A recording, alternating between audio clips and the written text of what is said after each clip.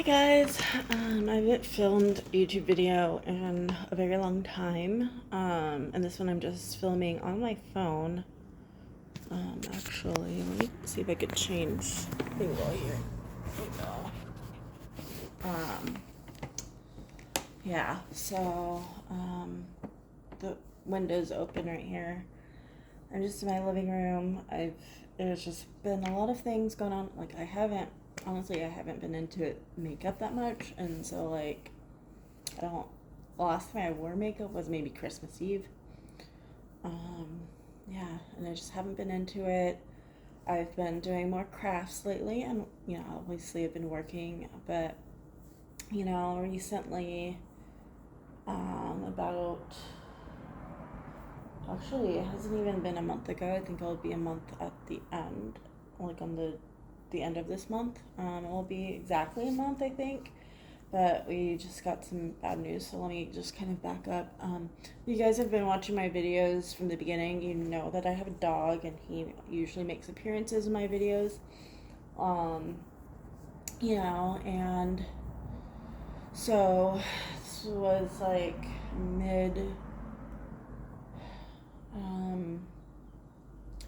mid-January. He got really sick, and like towards the second week, end of second week to the third week of January, he got really sick where he wasn't interested in eating, and then we got things that he normally likes to eat, or made things like rice and things like that, rice and chicken and whatnot that he really normally would really like to eat, and he ate and then threw up, and that was, so, like, let me back up. So there was a Saturday, like, my husband gave him his, I don't know, I can't think of the dates off my head, and I don't have a calendar in front of me, but, like, there was a Saturday, I think it was, like, January, like, 15th or 16th or something like that. I don't remember. I don't know. Honestly, I don't know the date.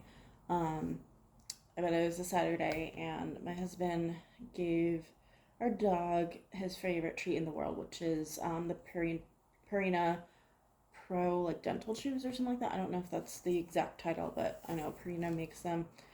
And that's what our vet recommended, to, like, keep his teeth, like, healthy, because yeah, he's prone to breaking his teeth, and he's had a couple cavities. Anyways, so my husband gave him his favorite treat before he went to work, and I came home from work, and he was holding this treat in his mouth and walking around the house with it. And that was very abnormal for him. He usually gobbles that thing up right away. So, like, it took him, I'd say, a couple hours to eat it. He just wasn't interested, and that was very odd. And then he didn't eat his normal food. And then I was getting a little concerned, like, and then so the next day, Sunday, I went and got some canned food for him, and he ate it, but then threw up, and then so we waited a few hours. I made, like, rice and chicken for him, and he ate it and then threw up again. And then we waited, and then I hand fed him just a little bit of each rice and chicken at a time, just tiny bits, and he was able to keep that down. But then from Monday on, he just was not eating, very lethargic. He was just laying around, and that was not normal for him. So that Monday I took him to the emergency vet, and we couldn't, we're on a pretty tight budget, so we couldn't afford any really any testing, but they did, based on his symptoms and things like that, they did say it was, like, pancreatitis, or that was their best guess. So they sent us home with, what did they send us home with? Probiotics. They also gave him fluid under his skin for hydration, because they said he was dehydrated, but he was drinking a lot of water. And I yeah, and I'll get to that part later, I guess. Yeah, there's like really no improvements. I wanted to get him into his regular vet. Like I called them that morning, 7:30 in the morning, asked for a same sick appointment. They're like, "Oh, we don't have any available." And I was just very frustrated at that point. I've been, and I guess I was frustrated because we've been going to this vet for over 10 years, I think. I mean, he's almost 15, so, and I've had him for 13 years, so, um, yeah, yeah, so, and then I was like, okay, I spoke to one of the vet techs at his normal vet, and I was asking I emailed them first, and I was asking, can I give him Pepto-Bismol or something, like gas X. I don't know what was going on with him. His stomach was very distended at that point. So, and he was just very lethargic. And they were like, well, no, you can't give him any of that, and we just need a fecal sample, but he hasn't been eating, so there's no bowel movements, so, I mean, and then Wednesday, like, I was just very upset, and, like, there's just a lack of communication I felt with what I was communicating, and I don't know who gets the emails, the front desk or whatever, and they communicate to the vet tech or something like that, I don't know, and I just felt like there was just a breakdown in communication because not everything I was saying was being transmitted, I guess. And so we were able to get him in on that Wednesday, and they did blood tests, and they, I guess, also thought it was pancreatitis, but they're like, well, why does he have pancreatitis? Like that, we don't know. They also discovered, once they got some of his testing done,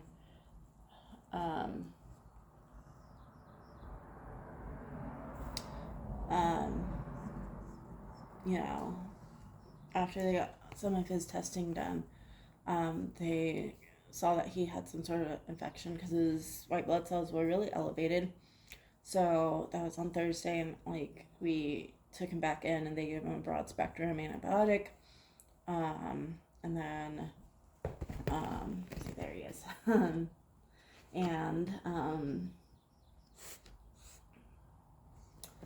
and then we got the rest of his blood tests back that Friday, and he had low albumin levels, and his pancreatic enzyme levels were a little bit elevated.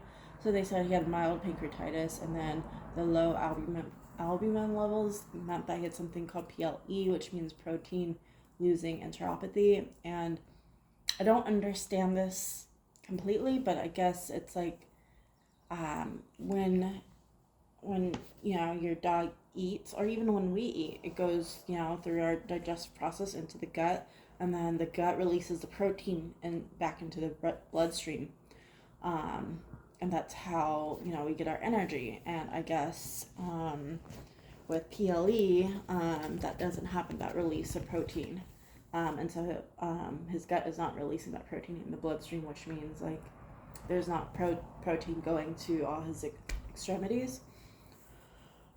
But again, we didn't know why was this happening, and he's almost 15, so this all could have been old age related, but they really wanted an ultrasound, particularly if he didn't get better. He did, so that Friday night, he started getting interested in food again, particularly my husband's food.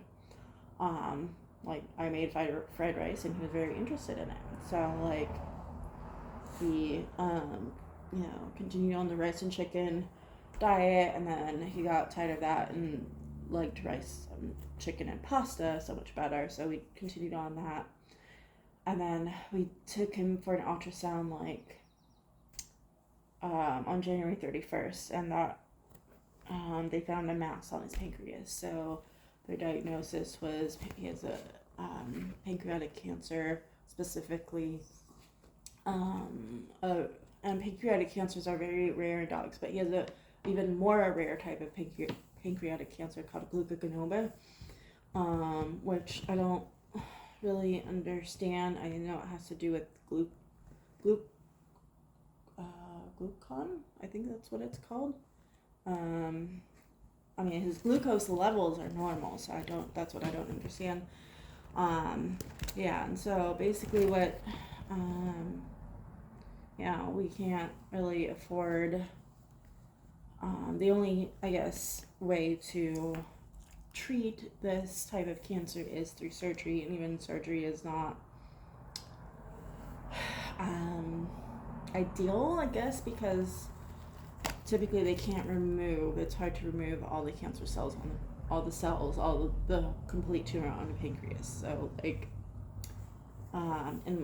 so that's really not the best option, and we don't want to put him through that either. So I did my own research, like when my husband had cancer, I went into research mode, and it's no different this time. So we've made drastic changes with him, and I just wanted to share what we're doing. I mean, he seems completely normal right now, which is a good thing. He's pretty active for a 14-year-old dog, 14, almost 15, and so I just wanted to share with you guys what we're doing, just in case any of you go through this. See, he's pretty vocal, right? So the first thing we did was a complete diet change, and honestly, I really wish I researched food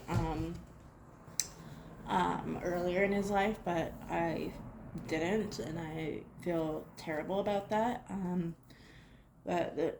So really, raw food is the best for dogs and cats, actually. It's just, dogs are descendant of the gray wolf. They're not wolves, but they are descendants of gray wolves, and they are, what is the word? Carnivores. There's another word that goes before carnivores that I can't think of, omnivore carnivores. I don't know. Don't quote me on that. So that means they need more meat, more protein than anything. They don't really need carbohydrates, maybe just a little bit. That definitely plant-based carbohydrates, I would say, meaning fruits and veggies, that kind of carbohydrates, rather than rices and pastas, that kind of thing. Right? Because if dogs were in the wild, they're not going to go for rice, because rice wouldn't be cooked. So they're going to go for carrots, apples, all the fruits and veggies, right? So, and even then, they're not, usually don't, from my understanding, this is what I've been learning, they may not seek out those things, but they'll get those things from eating their prey. So when canines in the wild eat, they're eating animals that they've caught or killed, and they're eating the meat of the animals, so the breast, the butt, the shoulder, whatever, all of the animal, but they're also eating the organs, the intestines, those kind of things, the stomach, and there's usually food in that stomach until, say, if you're eating a deer, that deer is going to have deers eat different things, so the deer is going to have fermented fruits and veggies in their digestive tract. So that's kind of what I've been learning. So again, I've been in research mode. So we've completely changed his diet, and this is kind of what we're feeding. And So this is Dr. Harvey's Raw Vibrance. There's other ones. There's the Paradigm, the Canine Health. There's 2 vegetable ones that have just different vegetable ingredients, I believe. Yeah. Oh. Oops. Yeah, so this is what we feed him in the morning, or I feed him in the morning. It's dehydrated. He's kind of in the way here. It's dehydrated.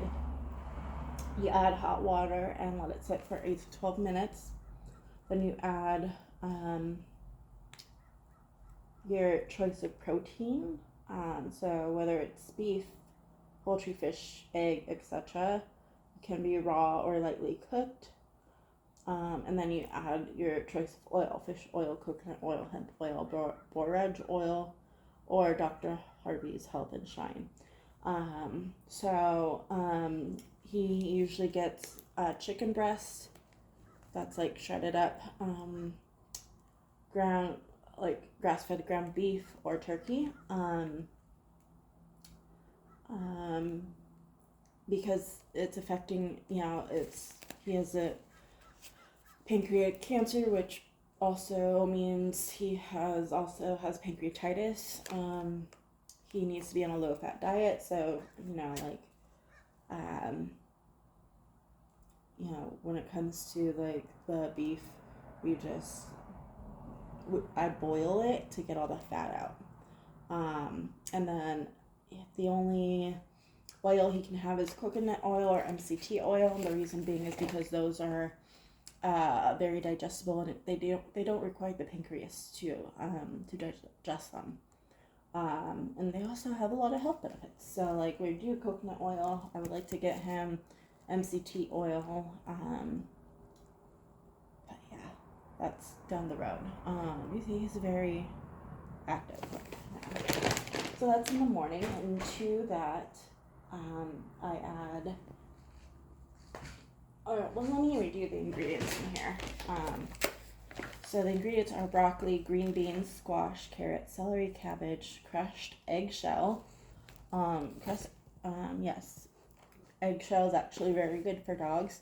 Spinach, pumpkin, beets, raw goat's milk powder, apples, blueberries, bone meal, sesame seeds, chia seeds, shiitake mushrooms, green lipid mussel powder, milk thistle, ginger, spirulina, kelp, parsley, eggshell membrane. So these are all great things for immunity, for health, for the liver, cancer fighting foods or superfoods, so to speak. So we feed him that, and then into that I add this Nature's Pure Edge organic turmeric, chondroitin, glucosamine, MSM with organic above sea coral calcium with 74 trace minerals.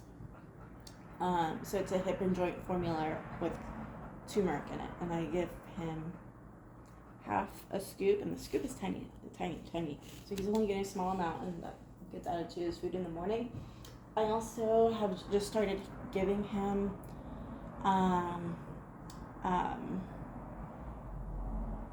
more milk thistle, because I don't think there's enough milk thistle in this food, in the dehydrated food. So like I add a few more drops, and it actually has omega-3s in this formula. So it's milk thistle, or omega-3 fatty acid from salmon oil, milk thistle, and curcumin. So I add a few more drops to his food. And I also just started bendazole, which is also known by the name of Panacure C. And the reason why I just started that is because it supposedly helps with cancer. Like there is a guy by the name of Joe Tippins, and he had cancer, like, throughout, I think, in multiple parts of his body. Like, I don't know his full story, but I just know that he was given a death sentence. Like, there's nothing, like, we could do. Like, you only have, like, a few weeks to maybe a couple months to live, kind of thing. And I don't know how he came up with this, but he started taking fenbendazole, which is a dog dewormer. I don't know who he talked to or what or where this came from, but yeah, he is cancer free as far as I know, and I believe he still takes this product. And so I know that, or I've heard and I've read that humans with pancreatic cancer have been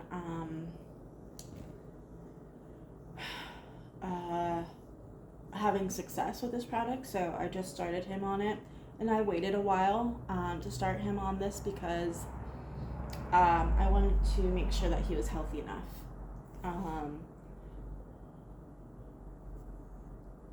I wanted to make sure that his immune system was up to where it needed to be before I started him on it. And I also wanted to do more research because I had some questions about dosages and things like that, and and so and really there is no standard dosage. There are people who on a Facebook group for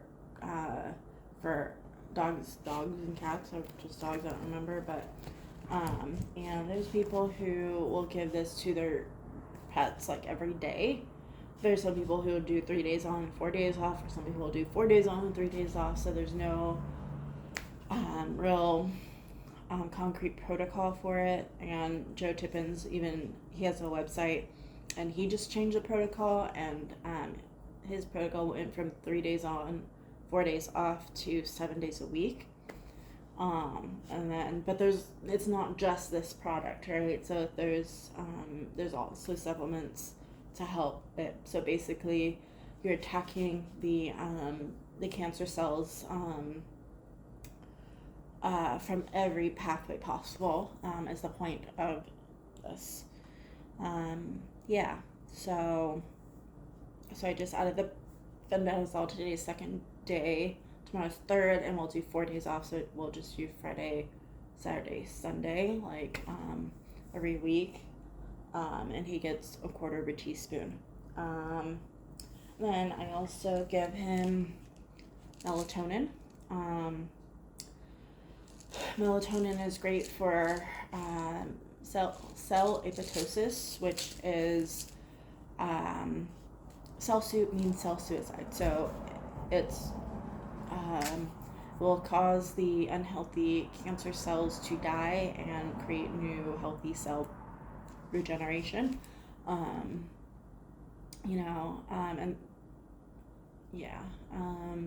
So I give him 1 tablet. I'm pretty sure I could do up to 3 milligrams, but I only give him 1 in the mornings. And the reason why I do it in the mornings is because at night, in the dark, we and our pets naturally secrete melatonin in our bodies. And so I don't want to stop his own natural production. So I decided not to give it to him at night, but I give it to him during the day to extend, so he gets extra melatonin, and continues the apoptosis. His body continues the apoptosis, and melatonin is also great for the pancreas. We also are doing Cbd oil.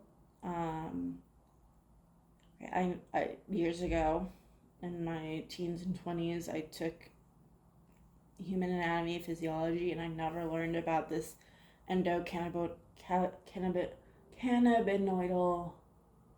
cannabinoid, I don't know how to say it, system. I don't know. That apparently we as humans have, but also dogs have. And so Cbd oil mimics the CB1 and CB2 receptors in the brain or something like that.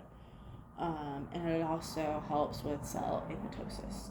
And there's actually a Facebook group called "My Dog Beat Cancer with Cannabis," and it's about a guy who had I think a bulldog or a boxer. I don't know. Honestly, don't know the breed. His dog was diagnosed with a lymphoma, and he ingested CBD oil, a specific type of protocol, and his dog was cured of cancer. Yeah.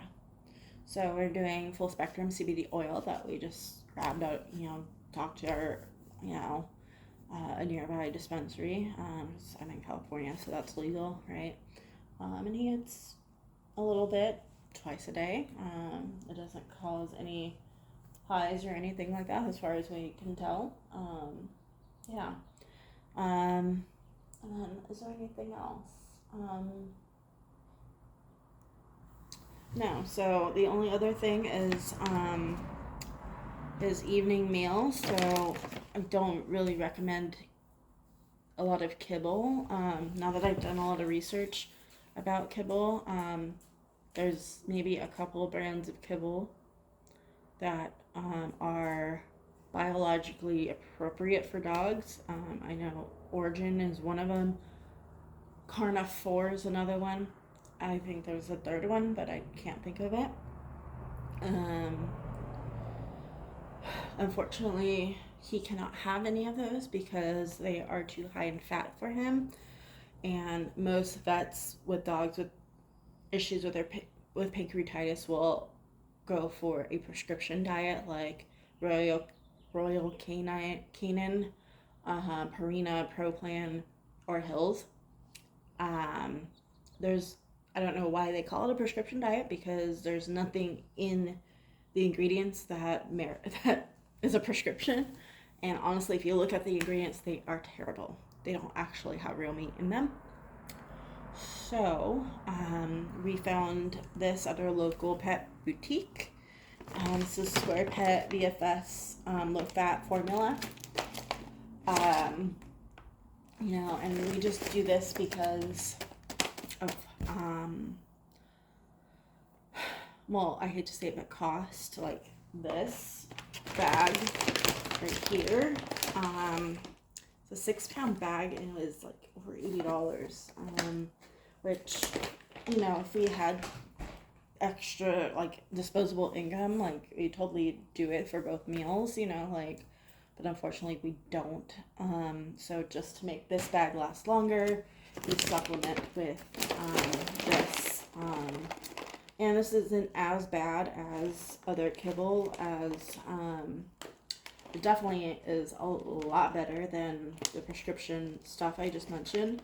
This has Pacific cod, brown rice, ocean whitefish meal, tapioca, whole egg, natural vegetarian flavor, sunflower oil, Jerusalem artichoke, psyllium husk, salt, and then some like supplements that don't make up a whole lot of this food, because anything after salt, it's just a little bit, a little amount. And honestly, like, I've just been looking at this and I can't find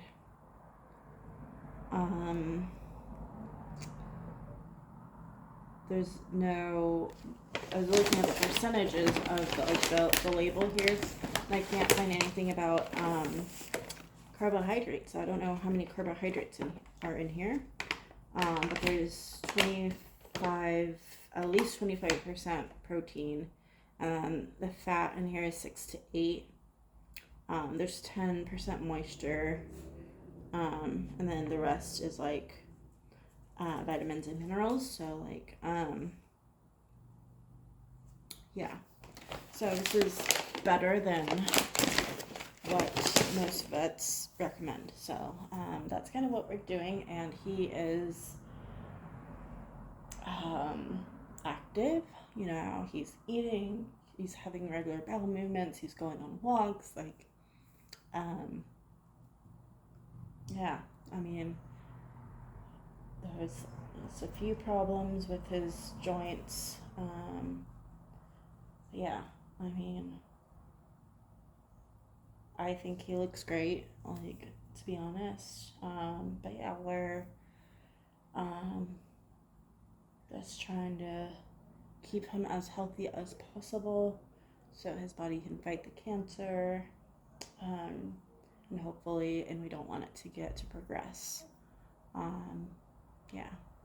So that's kind of where we are with this. Yeah. If you have any questions about any of the stuff that I'm giving him, please feel free to ask. Please be kind. No like rude comments or remarks or anything like that. Yeah. Oh, and I am reading this book, The Forever Dog. Ever since we learned of his diagnosis, like I said, I've just been doing a lot of research, and a good friend of mine bought me this book, and I've just been reading it. It's been very informative, and yeah, so thank you for taking the time to watch this video. I'll see you guys next time. Bye.